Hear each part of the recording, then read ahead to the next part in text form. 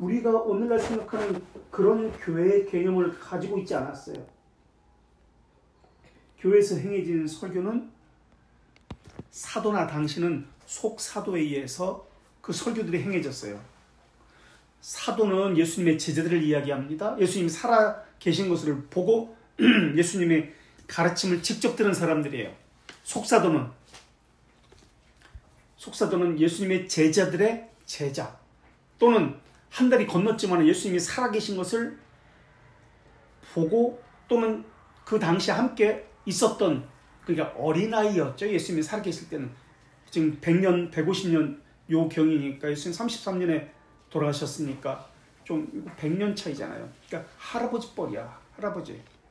이런 사람들이 지금 속사도가 설교하고 교회를 맡아서 했었습니다. 근데 사도들도 다 죽었죠. 사도 요한이 100년경에 죽었으니까. 그 다음에 속사들도 지금 다 죽었습니다. 거의. 그러다 보니까 어떻게 이 예수님이 전한 것과 제자들이 전한 교리를 보존해야 했습니다. 그렇지 않으면 지금까지 말로 전해졌는데 이것을 기록으로 남기지 않으면 이 생생한 복음과 가르침들이 사라지게 되어 있어요. 그래서 초대교회는 설교는 신앙의 규범이었고 삶의 규범이었는데, 그래서 이 당시 교회의 특징은 보편교회에서 같이 나뉘어졌는데 사도적 증언을 보존해야만 했습니다. 이것이 긴급하게 교회들마다 필요하게 되었습니다. 왜냐하면 속사도들이 점점 죽어왔기 때문에, 또 핍박이 있었던 그런 시기예요. 그래서 첫 번째는 당시 교회의 특징이 보편교회였다면, 두 번째는 사도들의 증언을 보존하는 것이 당시의 또 교회의 특징입니다.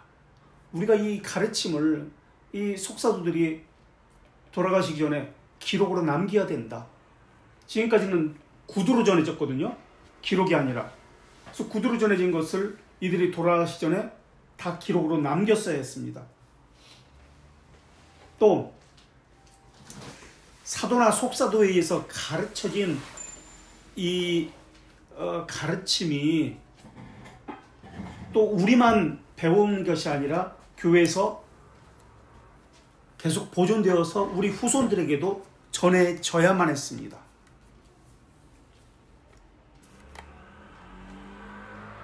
그렇지 않으면 그들이 죽으면 예수님의 가르침을 받은 사람들이 사라지게 됩니다. 그래서 그 당시에 교회마다 공통적 관심사는 어떻게 예수님의 가르침, 제자들의 가르침을 보존할 것인가, 이것이 두 번째 주된 관심사였습니다. 첫 번째는 보편교회에 대한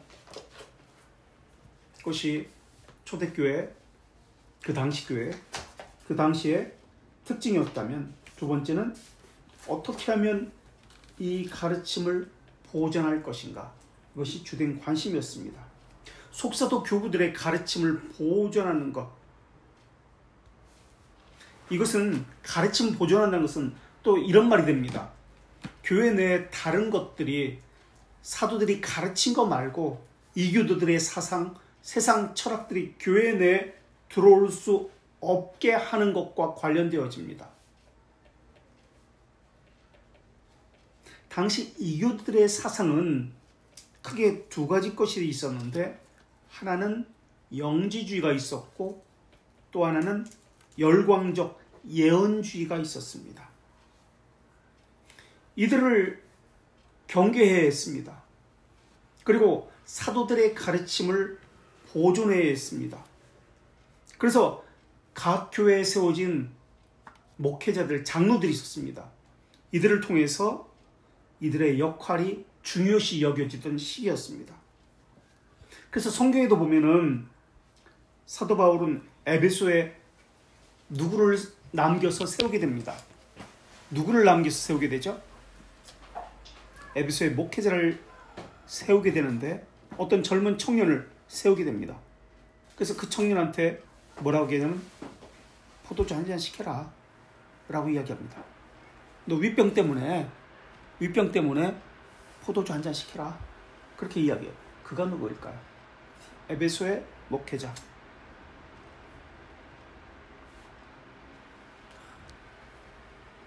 에베소의 목회자. 성경을 쓴 사람? 도. 짧다? 조금? 디모데. 크레타에는 누구를 세웠을까요? 크레타에도 세웁니다.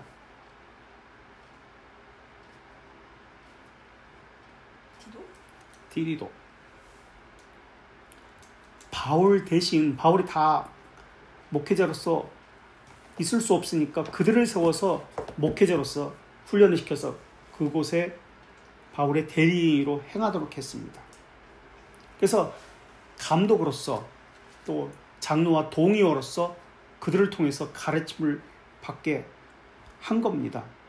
그리고 동시에 신앙 고백을, 그러니까 신앙의 전통을 지키면서 사도들로부터 내려온 신앙 전통을 지키게 하면서 동시에 성도들의 신앙 고백을 형식을 갖춘 진술로 표현하도록 그렇게 만들었습니다. 신앙의 고백을 형식을 갖추어 표현되도록, 또 그러한 진술을 보존할 수 있도록 그렇게 했습니다. 그것이 무엇이다? 신경 또는 신조라고 불리는 것들이 점점 세워져 가기 시작합니다. 그래서 사도 신조 같은 경우는 로마 신조라고 불렸었잖아요. 이거는 성도들의 고백이에요. 그래서 사도들의 가르침이 보존되고 성도들의 진술이 형식화되어서 표현되어지도록 했습니다. 이러면서 이단의 압력, 그리고 교회의 진리를 바르게 보존하도록 그렇게 교회가 세워져 가기 시작한 겁니다. 그래서 정통으로 인정된 가르침과 믿음으로 바르게 진술된 고백, 이 두 가지 것이 있게 됩니다. 왜냐하면 당시 교회는 성경이, 신약 성경이 얘기합니다. 있었을까요? 없었을까요? 구약은 있었습니다. 그러나 신약 성경이 있었을까요? 없었을까요? 지금 150년경 이야기하는 겁니다. 초대교회 없었어요. 그러니까 누가 성경이다, 누가 예수님의 제자다, 누가 바울의 제자다, 누가 사도 요한의 제자다, 본 사람이 없으니까 스스로 그렇게 말하는 사람이 있었을까요? 없었을까요? 많이 있었을 거예요. 그렇죠? 당연히 많이 있겠죠. 그래서 사도 바울의 이게 가르침이야 라고 할 때 이것을 어떻게 검증해? 알지 못하니까. 이런 일들이 비일비재했습니다. 성경은, 신약 성경은 언제 정경화되냐면 397년에 카르타고에서 정경으로 인정을 받습니다. 그러니까 27권 3927은, 그러니까 지금 150년경이니까 397, 400년이라고 치고 250년간 신약 성경이 없어요. 정경이 없어요. 그러니까 250년간 교회는 무엇을 믿어야 되고 무엇을 가르쳐야 돼? 지금 이런 고민이 빠지는 거예요. 그리고 당시 성경은, 구약 성경, 헬라어로 번역된 70인역 성경이에요. 히브리어는 죽은 문자예요. 그래서 헬라어를 썼습니다. 그래서 히브리어를 헬라어로 번역된, 알렉산드리아에서 번역했다라고 말씀드렸죠. 72명에 의해서. 그래서 70인역 성경으로 지금 성경을 보고 있습니다.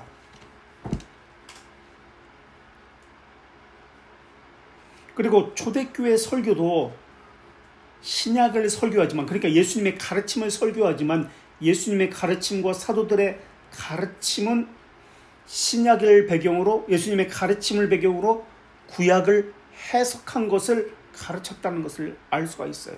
그렇죠? 예수님도 그렇고 사도들도 그렇고 신약을 배경으로, 예수님의 가르침을 배경으로 구약을 해석해서 설교했고 가르쳤다는 것을 알 수 있어요. 옛말에 너희가 이렇게 들었으나 이것은 그런 뜻이 아니고 이런 뜻이다. 성경에 많이 나오잖아요. 예수님이 그렇게 해석을 했던 거예요. 자, 그렇다면 구약을 어떻게 해석했을까? 예수님은 구약을 어떻게 바라보시는가?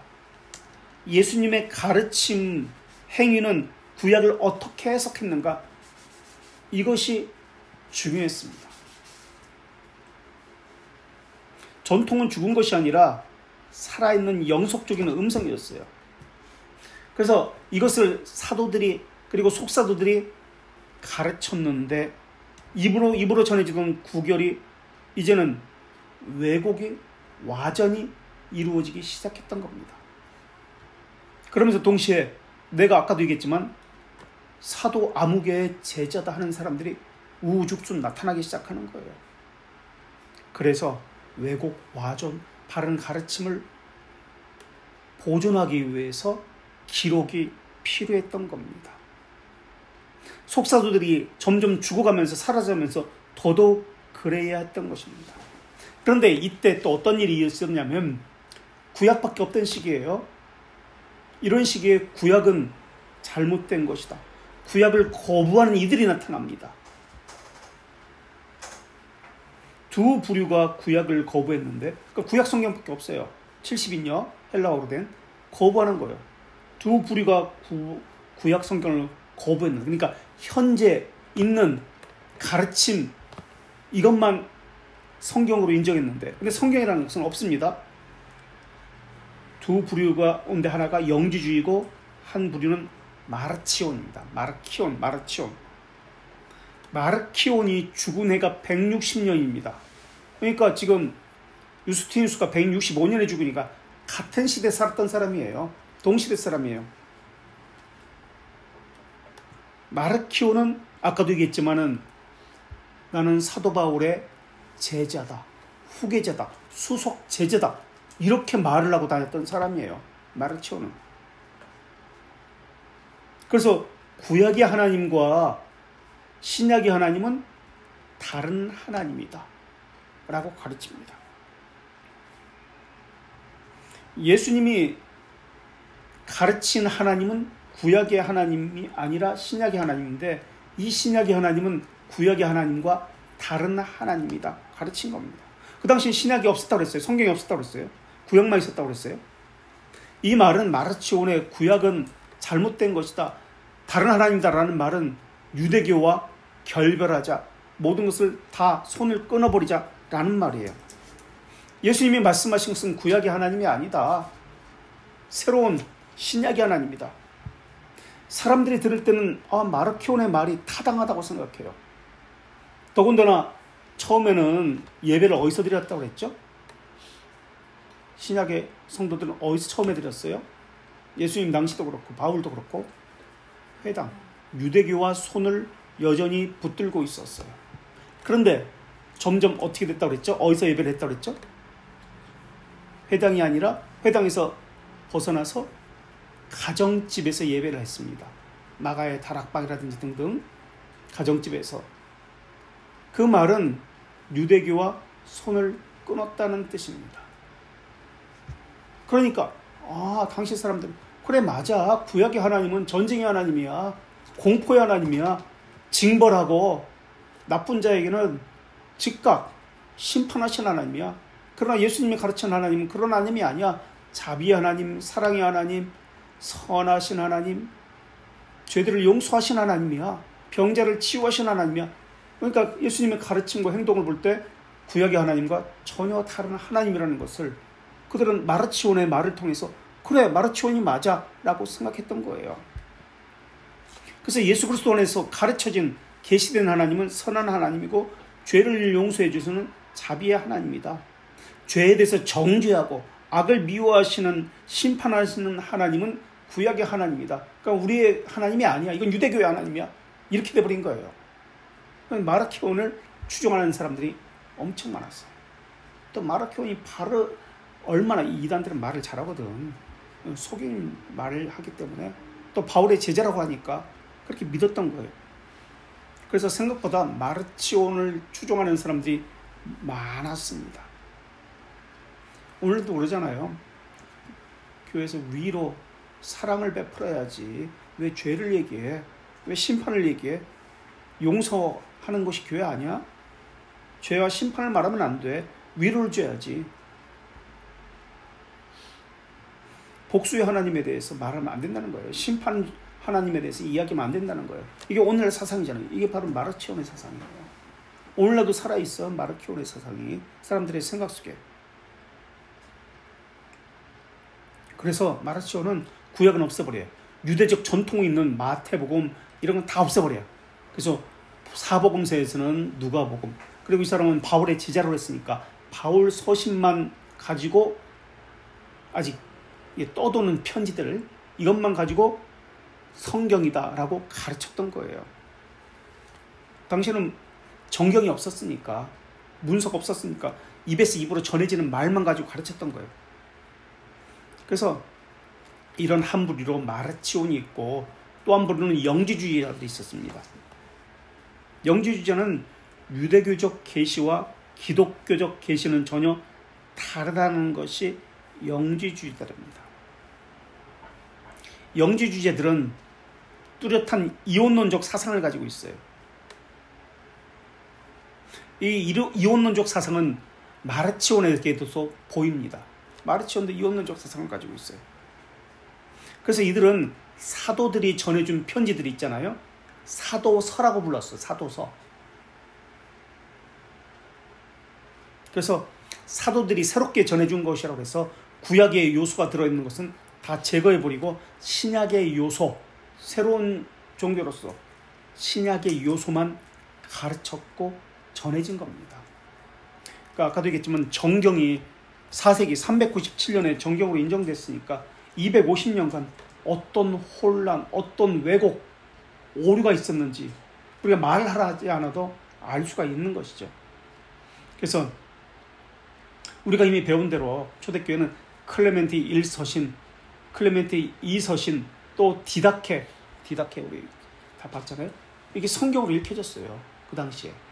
그래서 설교 시간에 이런 것들이 설교되었어. 가르쳐졌어. 그리고 초대교회에서 중요시 여겼던 것은 예수님의 명령인 성찬이었어요. 예수님이 오실 때까지 끝까지 기억하여 지키라고 했잖아요. 성찬을. 그래서 디다케에서도 그렇고 폴리캅의 순교에서도 그렇고 예수님의 행위가 지속된다, 보존된다. 이것이 가장 잘 드러나는 것이 무엇이다? 성찬이다라고 생각했던 거예요. 초대교회는. 그래서 예수님의 행위를 보존한다는 측면에서 가장 상징적이고 가장 중요시 여겼던 성찬을 예배의 중심이 되도록 했던 거예요.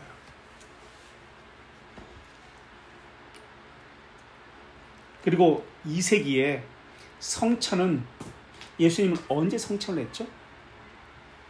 최후의 만찬을? 아침, 점심, 저녁.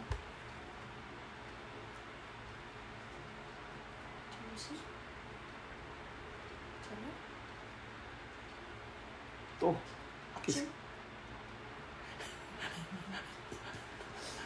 아정은 안 돼?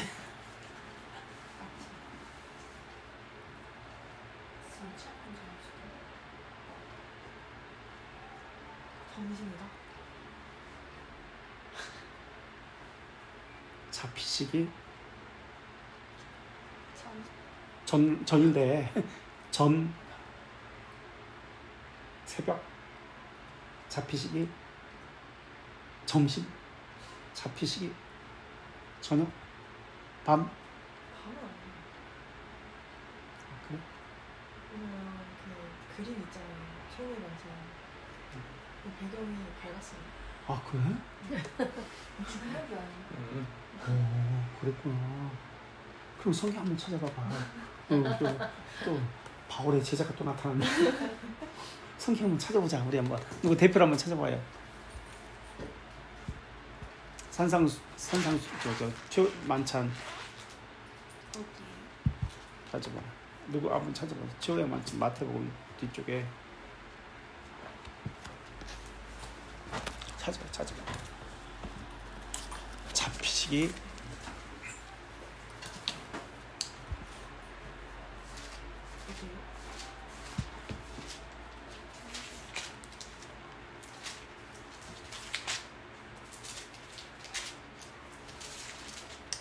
에휴.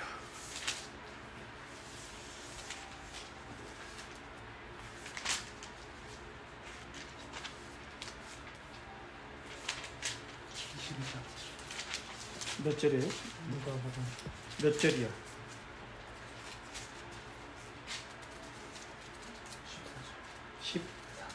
14절이다.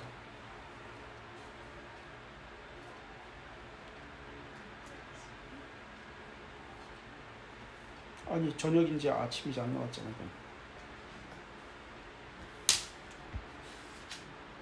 아 나왔다. 20절에 나왔네. 20절에 나왔네. 언제? 반찬? 아점 먹은 후? 그래.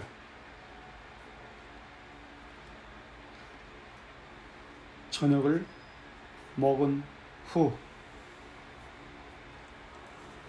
그래서 예수님의 최후의 만찬은 저녁이었어요. 잡히시기 전날 밤, 저녁입니다.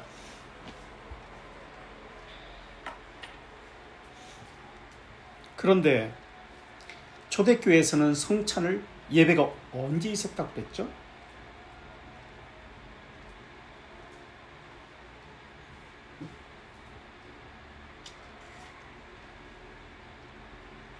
언제 있었다고 그랬죠? 예배가? 초대교회는 주일이 빨간 날이었어요? 아니었어요? 아니었어요. 평일이었어요. 낮엔 일을 해. 그럼 점심 때 가능해요?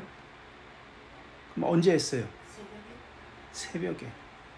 주일이 말하고자 하는 것은 부활을 기념하기 때문에 새벽에 했어요. 출근하기 전에 새벽에. 그래서 저녁 만찬이 아니었어요. 예수님은 저녁에 하라는 말씀이 없었어요. 그냥 성찬에 대해서만 말씀하셨지. 그리고 예수님의 부활을 기념해서 예배가 주일로 바뀌면서 새벽에 이루어졌어요. 그러면서 성구 낭독과 기도가 덧붙여지기 시작합니다. 성구 낭독과 기도가. 유스티누스의 제1변증록, 우리가 지난주에 읽어봤는데 65장부터 67장에 발견됩니다. 거기 기록된 순서를 보면 새벽녘 지난주에 우리가 읽었습니다. 새벽녘 어느 개인집에서 주일 예배가 시작됐는데 성구 낭독이 있었고 설교가 있었고 기도가 있었고 평화의 입맞춤이 있었고 1부가 끝나고 2부에 빵과 포도주, 축송기도, 분병, 분잔 이런 순서를 가지고 초대교회 예배가 있었다라는 것이 그 기록에 나옵니다.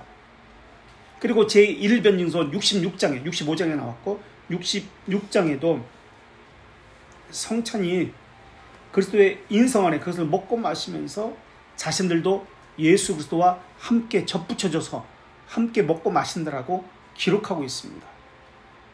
그러니까 예수님의 만찬은 저녁에 있었지만은 이제 예배가 새벽에 있게 되면서 최후의 만찬이 저녁에 있었지만 이 성찬도 아침으로 새벽으로 그렇게 예배 가운데에서 이루어지게 되었다라는 것을 우리가 알 수 있습니다. 그리고 노예들이 대부분 교회 구성원들이었어요. 노예들은 주인 댁에서 나올 수가 없었어요. 주인 허락받지 않고는. 자기 마음대로 이렇게 왔다 갔다 할 수 있는 게 아니에요.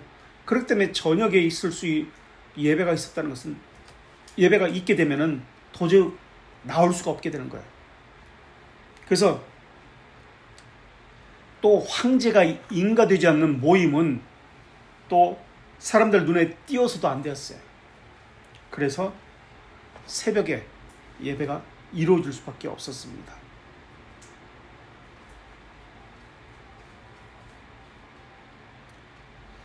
기독교는 당시 황제를 숭배하는 것을 그 당시 황제는 신이었잖아요. 신이로서 주님으로서 퀴리오스로서 숭배하기를 거부했어요.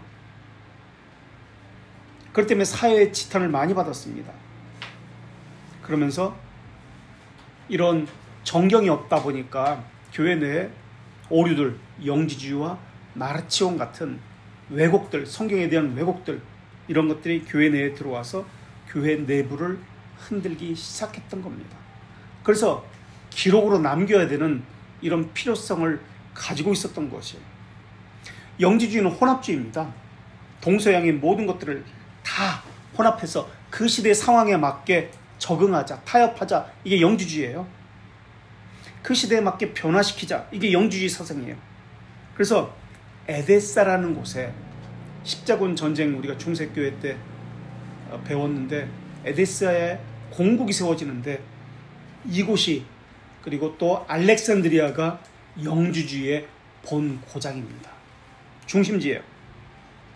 가장 활발하게 움직이는 데가 에데사라는 곳이고 알렉산드리아라는 곳입니다. 그리고 교회보다, 신약의 교회보다 먼저 있었던 것이 영지주의예요.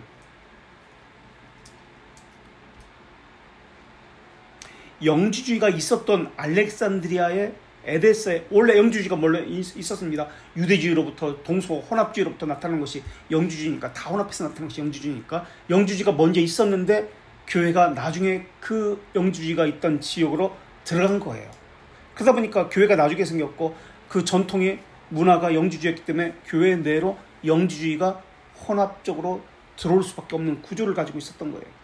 영지는 신에 대한 지식을 가지고 있는 것을 이야기해요. 영지, 신에 대한 지식, 영적 지식을 갖는 것을 목표로 합니다. 동서양의 다양한 철학, 사상, 종교를 혼합한 것이 영지주의예요. 철학까지 혼합되었어요. 그래서 영지주의의 영향을 받은 사람은 세 가지 경향성이 나타납니다. 영지주의로부터 나타나는 세 가지 경향성이 있는데, 첫째는 금욕주의입니다. 기독교는 금욕적이지만 금욕주의는 아니에요. 영지주의는 금욕주의를 내세웁니다. 우리 마르치온도 영지주의도 이혼론적 구분이 강하게 나타났다고 했잖아요. 그래서 영지주의는 육은 천하고 영은 선하다. 물질 세계는 죄로 물들어 있다. 그래서 물질, 육체를 제어해야 된다. 그래야 영적으로 더 선해진다. 이런 사상을 가지고 있어요. 그래서 갈라디아서 5장에서도 육체의 소욕과 능력의 소욕에 대해서, 육체의 소욕과 성령의 역사에 대해서 대비하고 있잖아요. 성령의 소욕을 따라 살아야 한다. 그래야, 그렇게 하기 위해서는 어떻게 된다? 육체의 소욕을 제거해야 한다. 억제해야 된다. 육체의 소욕을 따라 살면 성령을 따라 살 수가 없다. 이런 사상이 나타나는 거예요. 그래서 육체, 물질, 이것을 악하다고 생각합니다. 이게 영지주의 사상이에요. 근데 기독교는 그렇지 않아요. 우리는 돈이 악하다고 말하지 않아요. 중립적이라고 이야기해요. 그래서 어떻게 사용하느냐에 따라 달라진다고 이야기하지, 돈 자체가 악하다라고 말하지 않아요. 기독교는 금욕적이나 금욕주의가 아니에요. 물질을 악하다고 하지 않아요. 그래서 어떻게 사용하느냐에 따라 달라진다고 이야기하지. 근데 그들은 물질은 악하다, 육체는 악하다, 이렇게 이야기해요. 그래서 육체를 금하면 영은 선해진다 라고 이야기합니다. 그래서 이런 금욕주의, 이원론적 금욕주의가 나타나는 것이 영지주의 사상입니다. 또 두 번째, 카리스마 경향이 나타납니다. 영지주의 사상을 가진 사람은 카리스마 경향이 나타나요. 이 카리스마는 은사라는 개념이잖아요. 영지주의 사상을 가진 사람은, 그래서 은사를 가진 사람과 은사를 갖지 못한 사람은 나눠요. 그래서 은사를 가진 사람은 단단한 음식을 먹는 사람, 은사를 가지지 못한 사람은 어린아이와 같은 단단한 음식을 먹지 못하는 사람, 젖이나 먹는 사람, 이렇게 구분하는 거예요. 그래서 단단한 음식을 먹는 사람은 완전한 자, 완전한 사람, 하나님께 더 가까이 가는 자, 완전한 자, 어린아이와 같이 단단한 것을 먹지 못하고 젖이나 먹는 이러한 아이와 같은 자는 연약한 자, 어린아이의 신앙을 가진 자, 이렇게 구분해 버리는 거예요. 이원론적으로 생각하는 거예요. 물질이 약하고 영적인 것은 선한 것이다 라는 것처럼. 그래서 나는 은혜를 받은 사람이야, 나는 은사를 가진 사람이야, 그래서 나는 너희들과 달라. 은사를 체험했기 때문에 나는 하나님의 사람이야, 나는 은사를 가졌기 때문에 하나님의 백성이고 하나님을 아는 너희들과는 다른 사람이야, 나는 구원받은 사람이야, 이런 세상을 가지고 있어요. 나는 개혁교회에 다니고 있어, 그래서 너희들과는 달라. 자기가 가진, 자기만 알고 있는 특권을 가지고 이야기해요. 이게 영지주의 두 번째 특징이에요. 카리스마. 그래서 카리스마는 자기가 가지고 있는 어떤 조건을 가지고 다른 사람을 무시합니다. 나는 은사를 체험했어, 나는 예배 의식에 참여했어, 나는 개혁교회에 다녀,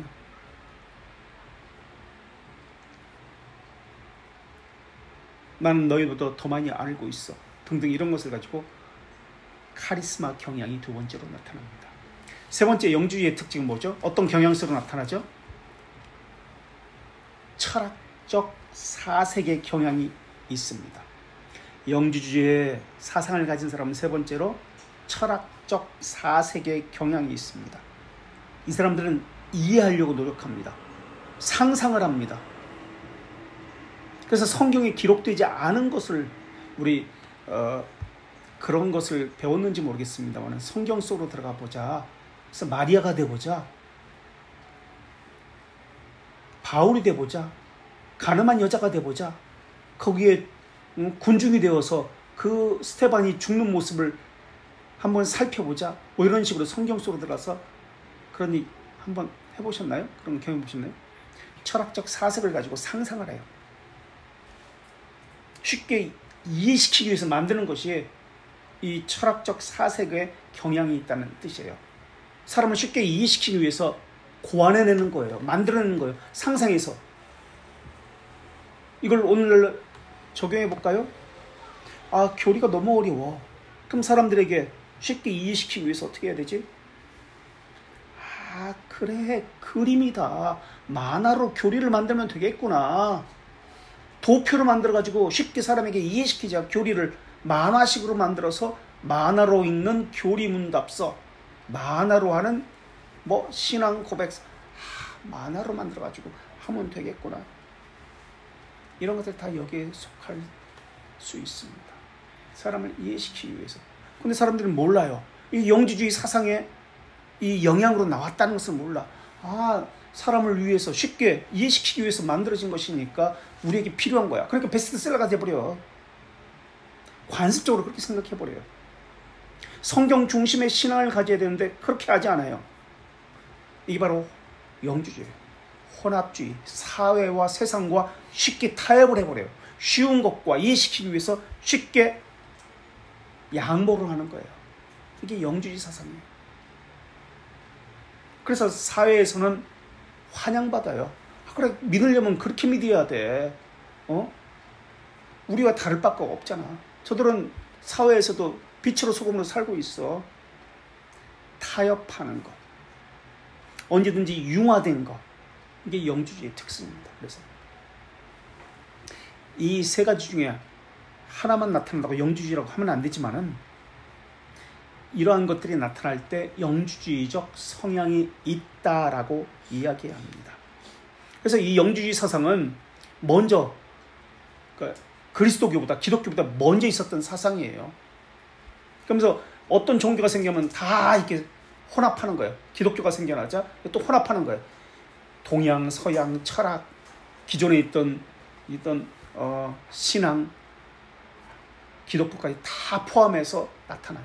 이것이 교회 안으로 들어오는 거예요. 사회 속에 있던 것이, 세상 속에 있던 것이. 그래서 이게 혼합주의였어요.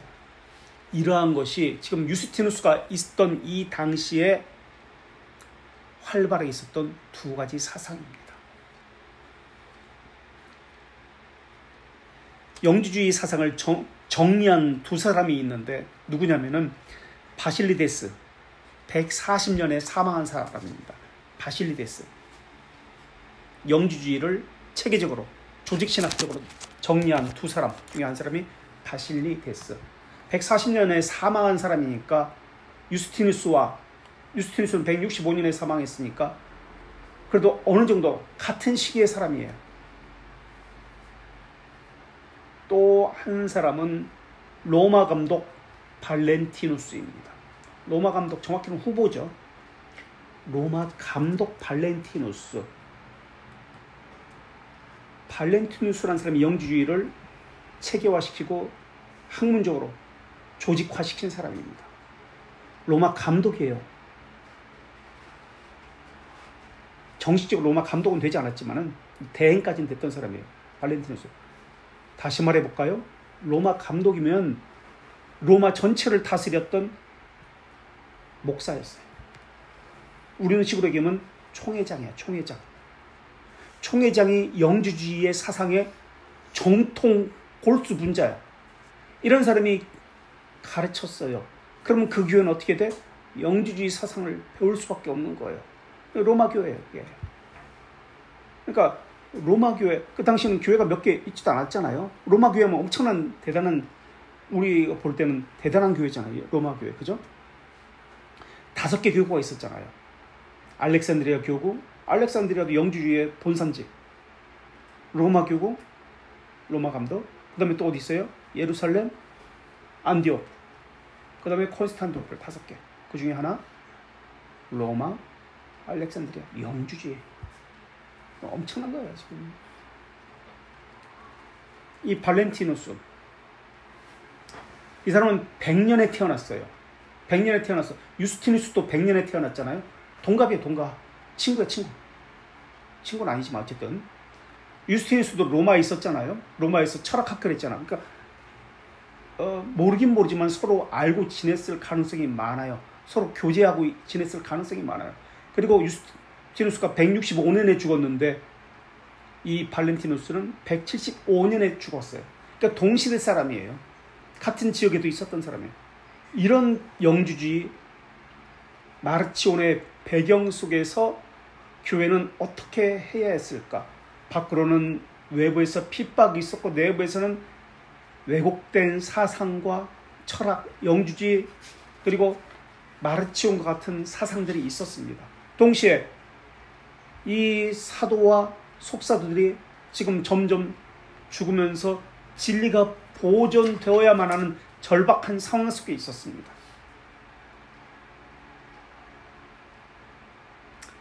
이런 상황에서 교회가 해야 하는 일은 기록을 남기는 거예요. 그리고 성도들의 진술을 체계적으로 형식화시켜서 고백하도록 진술을 또한 기록해 남기는 것이 그들이 해야 할 일이었습니다. 마르키온 사상은 지금도 있어요. 만연해. 마르치온이라고 말을 하지 않지만 영지주의 사상도 지금도 있어요. 영지주의라고 말을 하지 않지만은 이렇게 가르치는 사람은 마르치온이에요. 구약의 하나님과 신약의 하나님. 지금은 무슨 시대다? 구약의 시대는 성부 하나님의 시대, 신약의 시대는 성자 하나님의 시대, 지금은 성령 하나님의 시대. 이것을 어디 이단도 그렇게 가르쳐요. 그렇게 똑같이 가르쳐요. 마르치온의 사상이에요. 이단인 마르치온의 사상. 그러니까 이단이지. 성령이 새로운 사람을 세웠다는 거예요. 그게 누구다? 자기 교주라는 거예요. 성령의 시대이기 때문에 성령의 시대로 이 성경을 해석해야 된다는 거예요. 삼위일체는 어떻게 우리는 정의를 내렸죠? 성부, 성자, 성령은 뭐다? 통일본질이다. 동등하고 함께 사역을 해요. 늘 동등한 영광과 존귀를 받아요. 근데 그들은 나누는 거예요. 성자 아니다, 성부 아니다. 지금은 성령이 전면에 나서 성령의 시대다. 이렇게 얘기해요. 마르치온주의자들이에요. 지금은 은혜의 시대야. 은혜와 사랑만 이야기해야지. 이게 마르치온주의예요. 성령 시대야. 마르치온 시대예요. 성령만 간주해요. 그리고 신약은 그래도 이야기하는데 계시록만 얘기해요. 요한계시록만. 요한계시록 강조하는 거. 그 다음에 구약은 신약과 구약을 갈라치게 버리는 것이죠. 이런 사람이 영주주의적 사상을 가졌다. 삼일체는 나뉘어지지도 않고 혼합되어지도 않고 예수님의 두 본성은 나뉘어지지도 않고 혼합되지도 않고 분할되지도 않고 변하지도 않는다. 그래서 마르치오는 이런 사상 때문에 144년에 이단위로 정제되고 추출됩니다. 그런데도 이단들은 오히려 교회가 크잖아요. 자기들끼리 교회를 만들어요. 그래서 독자적으로 교회를 세웁니다. 그러면서 이단들 지금 그러잖아요. 이렇게 하나님이 역사했기 때문에 교회가 성도들의 수가 많다. 교회가 크다. 전 세계에 교회가 있다라고 이야기해요. 마르치온도 마찬가지예요. 그 이후로 여러 세기 동안 여러 지역에 마르치온을 추종하는 교회들이 엄청나게 활발하게 성장을 했어요. 몇 세기 동안. 이런 마르치온과 같은 사람들 때문에 367년에 신약 정경 목록을 정합니다. 인정은 하지 않았어요. 목록을 정합니다. 그리고 397년에 카르타고 회의에서, 카르타고 하면 생각나는 사람이 누구죠? 카르타고의 한니발 장군도 있지만, 카르타고의 대표적으로 여기서 뭐 공부도 하고 한 사람이 있는데 누구다?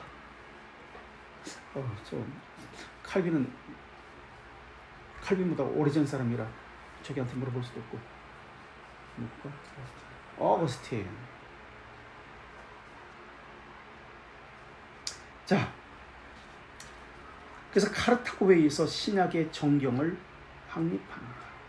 그러니까 한 230년, 약 50년 동안 신약에 대해서 논란이 계속 있었던 거예요. 그러니까 이것이 옳다, 저것이 옳다. 그 사람들의 편지, 가르침을 가지고 설교하고 가르쳤던 거예요. 이것이 신약교회예요. 그래서 오랫동안 이런 논란 속에서 신약 성경이 드디어 정경이 되면서 다른 것들은 클레멘트 1서신, 2서신, 뭐 디다케 아니면 누구의 편지, 누구의 가르침 이런 것들이 이제 사라지게 되고 성경만 가지고 가르쳐지게 됩니다. 영주주의 사상은 아까도 얘기했지만 이원론적 사상입니다. 이것도 오늘날 여전히 있습니다. 기도원에서 기도해야지 하는 생각들, 그래 응답이 빠르다는 생각도, 아유 제단에 귀하잖아, 제단을 함부로 건드리면 안 돼, 그래서 노권사님만 제단을 청소할 수 있어, 이 제단 앞에 나가서 기도해야지, 이렇게 나눕니다. 이원론적으로 나눠요. 몸과 물질은 얕봅니다. 성육화 교리를 그러다 보니까 성육화, 예수님이 몸으로 오셨다는 것을 거부하기까지, 왜냐하면 육체는, 물질은 악하니까, 나쁜 거니까 어떻게 나쁜 거, 더러운 거, 부패한 것 속에 예수님이 오실 수 있을까? 그러다 보니까 육체로 오신 것을 부인하는 거예요. 이게 영주주의 사상이에요. 그래서 나온 것이 가연설이에요. 거룩하신 하나님이 더러운 것, 어떻게 나쁜 것, 악한 육체를 입고 이 땅에 오실 수 있을까? 절대 있을 수 없어. 그러면 예수님이 이 땅에 오신 것은 뭐야? 가연설, 그렇게 인 것처럼 보인 것이야. 육체를 가진 것처럼 우리 눈에만 보인 것이야. 도케스라는 단어인데요. 여기서부터 비롯된 단어예요. 헬라어 도케스, 뭐뭐인 것처럼 보인다. 그래서 아타나시우스도 그렇고 이레니우스가 영지주의를 박살내버립니다. 이단에 대하여라는 리옹의, 프랑스 리옹의 목회자, 이 영지주의의 가르침을 하나하나 반박하면서 박살내버려요. 그래서 영지주의 문서가 다 자취를 감추었어요. 이게 지금 3세기죠. 그러면서 감추어졌는데 이것이 땅속에 묻혀졌다가 다시 발견된 것이 사회 쿰란 문서예요. 그래서 영지주의 문서예요. 도마 복음, 마리아 행전, 베드로 행전, 뭐 요즘들 이상한 사람들 나와가지고 이렇게 여기서는 이렇게 이야기했다. 이거 다 영지주의 문서예요. 다 자기가 누구의 제자다, 누구의 가르침 받다, 그렇게 하고서 그것을 자기들 나름대로 쓴 거예요. 그래서 영지주의자들은 엄격한 율법주의 자들이었습니다. 또 반율법주의자들이었습니다. 반율법주의자들은 하나님의 선하심은 창조물과 전혀 관계하지 않는다, 상관하지 않는다라고 보았습니다. 그래서 기독교 최초의 설교인 클레멘트 제2서신에서 율법을 지키지 않아도 된다. 클레멘트 제2서신에서 어떤 교리를 이야기했죠? 혹시 생각나세요? 우리가 이미 배웠는데 초대교회에서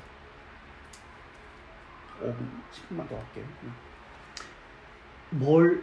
어떤 교리를 최초로 이 클레멘트 서신에서 최초로 썼는지. 네? 보세요. 아니면 한 명만 보세요. 바쁠 필요 없고.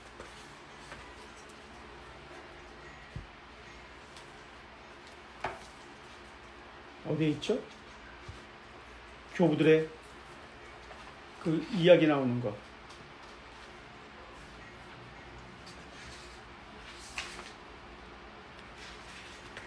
몇 페이지 나와요? 페이지 150쪽에. 네? 120쪽 표에 나온다고. 클레멘트 이선신 최초의 설교. 뭐가 나온다? 우리 저 스경? 뭐가 나온다? 최초의 교리인 클레멘트 이서신에 뭐가 나와요? 뭐가 나와? 클레멘트 이서신 뭐를 안 적어놨다고? 그 책은 왜 이래? 없어요. 이신신. 최초의 설교라고만 써있구나. 거기다 개인적으로 쓰는 거구나. 이신칭이가 최초의 설교. 이신칭이가 그때 클레멘트 이서신에서 최초로 설교되어집니다. 그러면서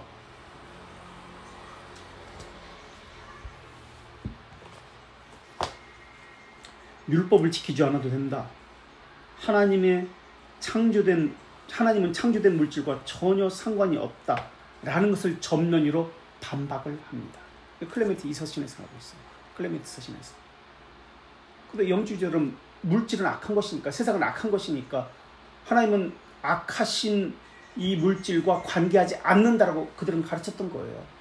그러니까 이것은 잘못됐다라고 한 것이 클레멘트 서신이에요. 또 한편으로는 이 당시에 어떤 것이 있었냐면 반대편에 영주주의 반대편에 어떤 운동이 있었냐면 몬타누스주의가 있습니다. 몬타누스는 교회 조직, 기존에 있던 전통 다 무너뜨리는 거예요. 몬타누스주의는 성령 운동을 하는 사람들이에요. 정말 운동을 하는 거예요. 예수님이 곧 오신다. 그래서 소아시아와 북아프리카까지 광범위하게 퍼져 있는 것이 몬타누스파예요. 몬타누스. 나중에 터툴리안이 몬타누스파로 개종까지 할 정도였습니다. 무아지경, 환상에 빠지면 새로운 계시를 그 두 여자 선지자가 있었는데요.